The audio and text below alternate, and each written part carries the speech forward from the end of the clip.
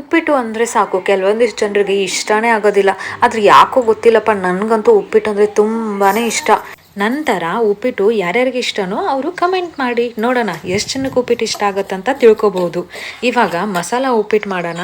ಮಸಾಲ ಉಪ್ಪಿಟ್ಟು ಮಾಡೋದಂತೂ ತುಂಬಾ ಈಸಿ. ನನಗಂತೂ ತರಕಾರಿ ಹಾಕಿ ಮಾಡೋ ಉಪ್ಪಿಟ್ಟು ಅಂದರೆ ತುಂಬಾ ಇಷ್ಟ.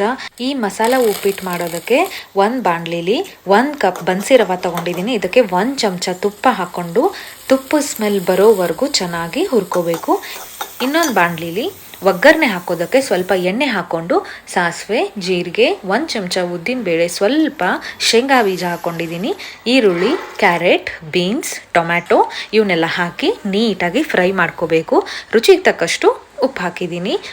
2 ಗ್ಲಾಸ್ ನೀರು ಹಾಕಿ ಆಲ್ರೆಡಿ ಹುರ್ಕೊಂಡಿರೋ ಅಂಥ ರವೆನ ಹಾಕಿ 5 ನಿಮಿಷ ಕುದಿಸಿದ್ರೆ ಆಹಾ, ಮಸಾಲೆ ಉಪ್ಪಿಟ್ಟು ರೆಡಿ ಆಗುತ್ತೆ. ಸಖತ್ತಾಗಿರುತ್ತೆ. ಹೆಲ್ತ್ಗಂತೂ ತುಂಬಾ ಒಳ್ಳೆಯದು. ಇಷ್ಟ ಆದರೆ ಲೈಕ್ ಮಾಡಿ, ಶೇರ್ ಮಾಡಿ, ಕಮೆಂಟ್ ಮಾಡಿ. Follow for more.